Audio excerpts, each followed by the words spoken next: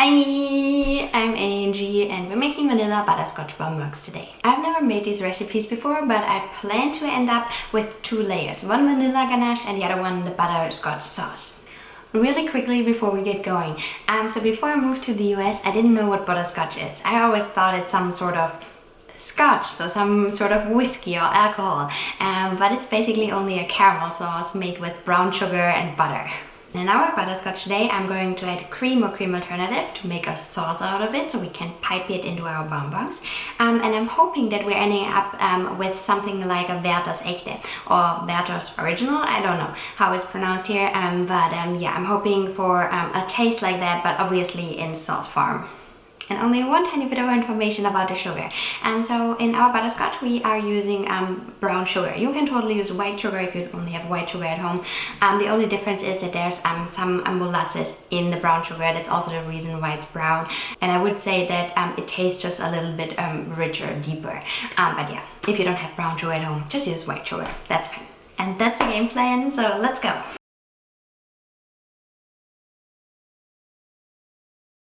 We are starting with our butterscotch, so here I have 80 grams of butter, and now I'm going to melt it and add 150 grams of brown sugar. And I'm also adding a pinch of salt into my sugar that goes in there once the butter is melted.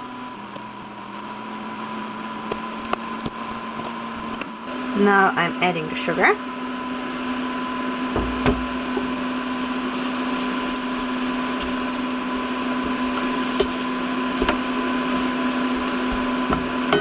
And I let it simmer for 3 minutes. Okay, and now we're adding 120 milliliters of cream. And we're going to cook this for another 3-4 minutes. And now this is our butterscotch sauce. I will transfer it over to a different bowl and then we can let it cool down and move forward.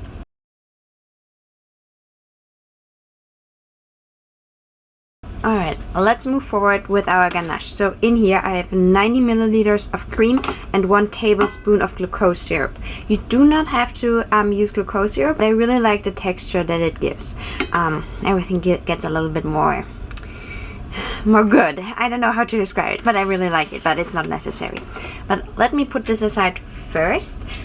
Here I have 130 grams of chocolate. Honestly, this is not chopped small enough.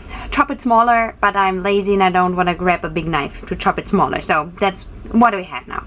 And 1 tablespoon of butter. And now I'm adding the vanilla bean. So I think there should be a couple ones here inside. And what I've seen people do, they just kind of scrape out the middle, right? Should I? Do I really need to get a knife now? I need to get a knife. Oh, wait. No, the camera is in such a weird angle. Let's try it like this. Okay, I cut this open. And now I guess I'm just scraping out the seed.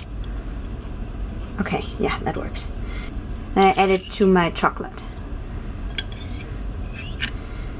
Oh my god. And that stuff is really expensive, so you better make sure that you get all of it into your ganache.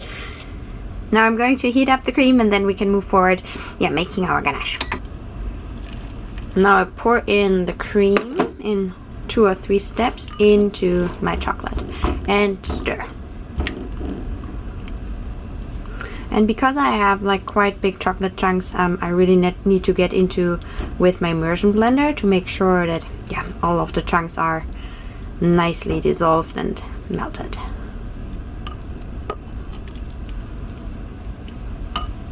So in general this is looking good, nice glossy and shiny, but I really need to get some lumps out. So now I grab my immersion blender and mix everything in. And here's the finished ganache. Okay, here's the mold I have prepared. Nothing super fancy or special, just some fun colors. And then I got some transfer sheet samples from Chef Rob. Maybe we can use 1 or 2 of them. This one not. It's not the right shape. This one doesn't really work either. But how about the cute bunnies? We could do 2 yeah, let's just use it on 2 of them. I think they look really, really cute. Let's do that. We absolutely have to pipe in our caramel sauce first because it is really, really runny. So we pipe it in first and then seal it with the ganache that will set super nicely. It is still a little bit warm, so I'll just wait until it has about 30 degrees Celsius and then we can start piping. I don't really measure at the temperature of my fillings anymore. I just feel it and know that we're there, but you measure it, okay?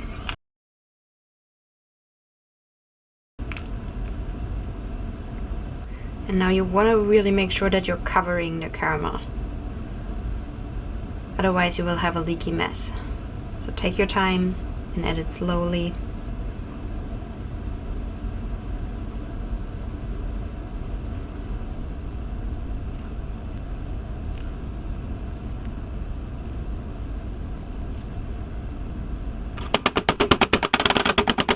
And now I let my ganache set completely. If you have the time, let it set overnight. I do not have the time, and we'll just put it into the fridge for about 20-30 minutes or so.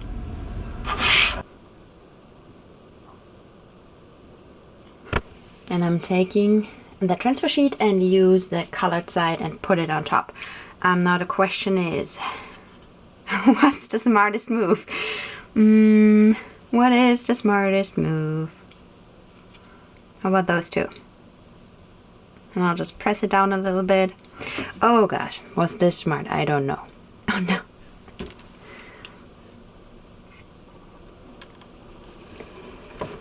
We'll see in the end if this was smart or no. Okay, let's take a look at those ones here first. Cute.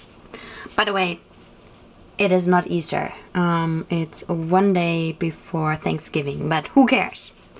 Bunnies are always cute. Oh, those are cute. Wait, which one is it? This one. Cute, cute, cute. Okay. Let's give one a try. Doesn't look too bad. Looks really good. I wish I would have boiled the caramel for just a little bit longer because it's quite runny. It is thickening up, but I would have loved it if it would have been maybe just a little bit thicker. Maybe instead of 3 minutes, cook it for 5 or for 6. Okay, let's try it.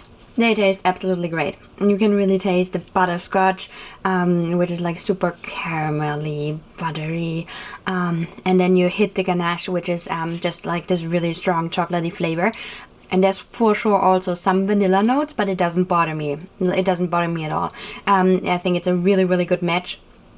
Like with the dark chocolate and everything. I also think if you would do a white chocolate ganache, it might be a little bit too sweet because I was thinking maybe using a white chocolate, but no. I would either go with a milk or a dark chocolate. This is a really good recipe. You should definitely give this one a go. Thank you so much for watching as always. If you have questions, you leave them down below. You can send me a DM on Instagram at Chocolate Spiel. And I have started a Patreon. I'm hanging out there alone at the moment, but feel free to hop on over there. I have a link in the description as well, just as tools and equipment that I like to use to make my chocolate. And that's all. Have a good one.